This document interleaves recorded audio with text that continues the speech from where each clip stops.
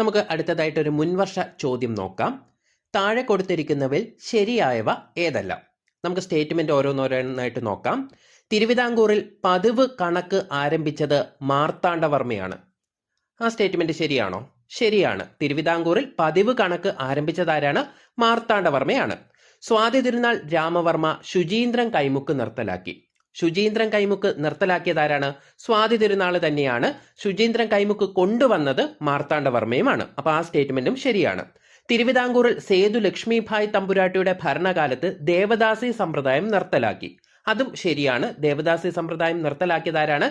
സേതു ലക്ഷ്മിഭായ് ആണ്. 1925 സേതു ലക്ഷ്മിഭായ് തമ്പുരാട്ടിയുടെ ഭരണകാലത്ത് തിരുവിതാംകൂറിൽ അടിമത്തം നിർത്തലാക്കി. തിരുവിതാംകൂറിൽ അടിമത്തം നിർത്തലാക്കിയത് റാണി ഗൗരി ലക്ഷ്മിഭായിയുടെ കാലത്താണ്. 1812 ഇതാണ് തെറ്റ്. അപ്പൊ അവസാനത്തെ സ്റ്റേറ്റ്മെന്റ് ആണ് തെറ്റ്.